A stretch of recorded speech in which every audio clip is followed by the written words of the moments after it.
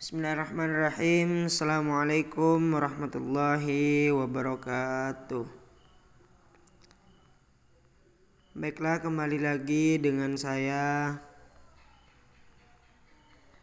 Malik selaku mahasiswa Universitas Tanjung Pura Pontianak angkatan tahun 2019 atau sekarang duduk di bangku semester 6 dengan prodi Ekonomi Islam. Pada kesempatan kali ini saya akan berbagi sedikit ilmu tentang permintaan Marsalian dengan judul yaitu kenaikan harga kebutuhan pokok terhadap kesejahteraan masyarakat. Baiklah, langsung saja yang pertama yaitu tentang latar belakang. Krisis global adalah salah satu dilema yang sedang dihadapi Indonesia sejak dahulu hingga sekarang. Dan ini adalah dinamika kehidupan ekonomi yang tidak tetap perubahannya. Kadang sistem ekonomi di dunia itu naik dan terkadang juga sistem ekonomi di dunia itu juga merosot drastis. Ini menyebabkan gejolak besar bagi kehidupan ekonomi seluruh dunia, khususnya bagi negara Indonesia. Akibat langsungnya adalah meledaknya harga kebutuhan pokok di Indonesia, yang mana sebelumnya saja sudah menjepit dompet masyarakat dan kini semakin menekan sektor-sektor usaha yang menyediakan kebutuhan pokok tersebut. Misalnya yaitu petani yang menyediakan sayur mayur kini kesulitan dalam mencari pupuk yang dengan harga murah. Padi menjadi kurang subur dan pasokan yang terbatas membuat harga beras melonjak naik daripada harga sebelumnya. Dan hal ini juga adalah satu dari ribuan keluhan masyarakat dalam merasakan dampak buruk dari krisis global ini. Sejumlah kebutuhan pokok, khususnya pangan di berbagai daerah, terus menunjukkan kenaikan. Kebutuhan pangan seperti cabai, beras, bawang merah dan putih, daging dan telur ayam, gula pasir naik sekitar 30-75%.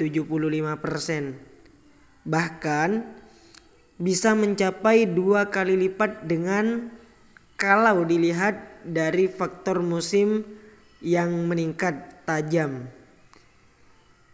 adalah cabai keriting dan cabai merah dengan lonjakan harga hingga mencapai 2 kali lipat.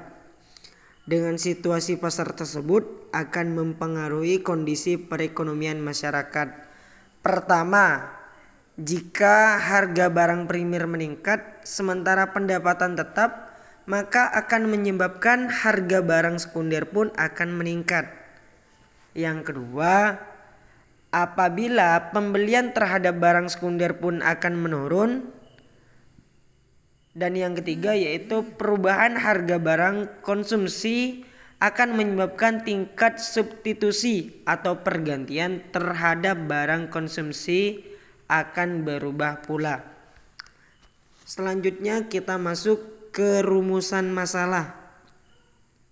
Yang pertama yaitu yang akan kita bahas tentang bagaimana dampak kenaikan harga kebutuhan pokok terhadap masyarakat.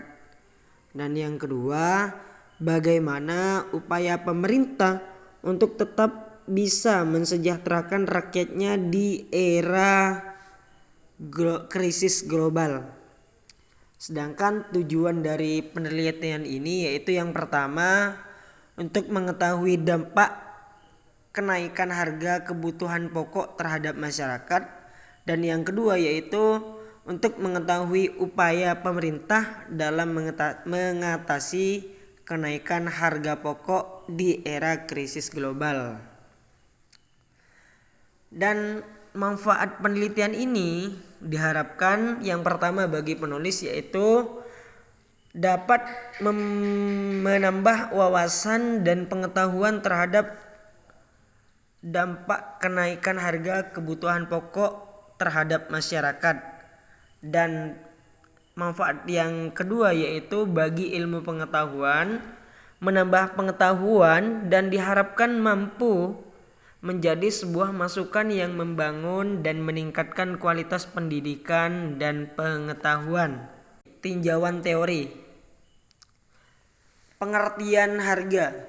Secara umum, harga adalah nilai atau uang yang diberikan pelanggan sebagai imbalan atas penawaran tertentu yang akan berfungsi untuk memuaskan kebutuhan dan keinginan mereka. Secara sederhana, harga adalah ukuran nilai yang ditukarkan pelanggan untuk membeli suatu penawaran.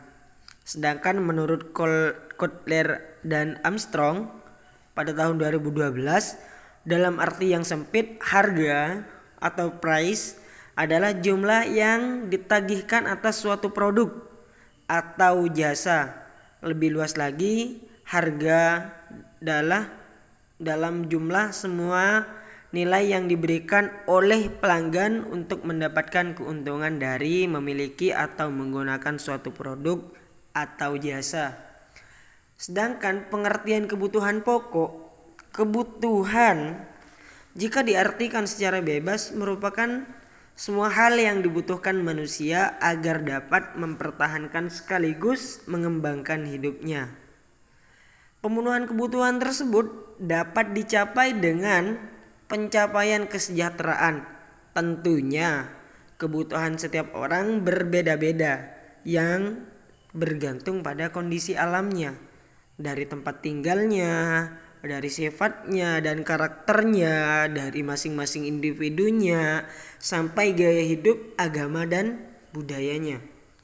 Pengertian kebutuhan primer menurut para ahli, khususnya menurut Karl Marx, pengertian kebutuhan primer adalah kebutuhan yang secara alami kita miliki sejak lahir.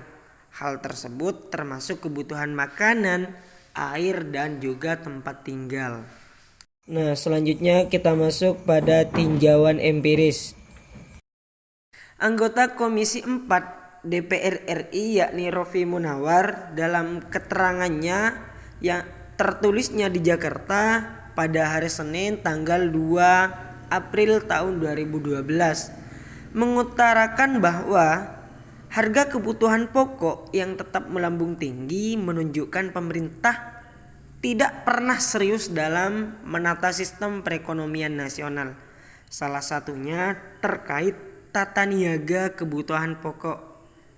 Harga bahan pangan terus menunjukkan kenaikan, seperti diantaranya yaitu daging sapi yang sempat bertengger di harga 70 sampai 75 kg.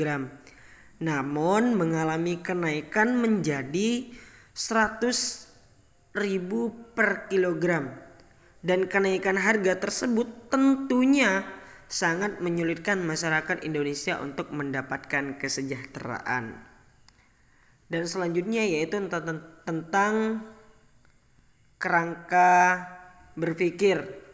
Nah, yang pertama yaitu tentang kenaikan harga kebutuhan pokok masyarakat yang berkesinambungan dengan kesejahteraan masyarakat, dan yang terakhir yaitu tentang bagaimana upaya pemerintah dalam mengatasi kenaikan harga kebutuhan.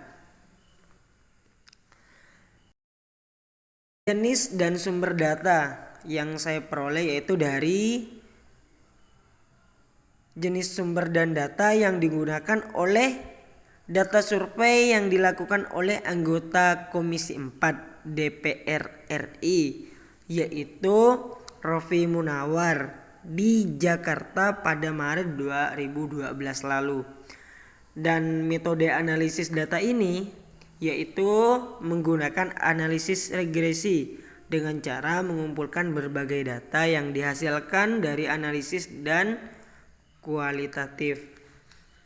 Jadi artinya contoh yang saya berikan itu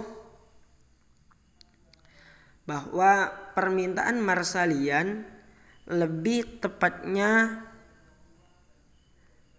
adalah misal ketika kita menginginkan untuk membeli sesuatu namun harganya lebih mahal dan uang kita tidak cukup, maka alternatif yang lebih baik yaitu dengan cara mencari sesuatu atau barang yang lebih murah dan sesuai dengan budget kita. Itu. Sekian dari saya. Terima kasih banyak atas perhatiannya. Kurang dan lebihnya mohon maaf. Apabila terdapat sebuah kesalahan, tolong diberi masukan dan kritikan agar saya pribadi bisa memperbaiki dan membenahi, dan saya bisa menambah ilmu dan wawasan. Kurang dan lebihnya mohon maaf. Sekian, assalamualaikum warahmatullahi wabarakatuh.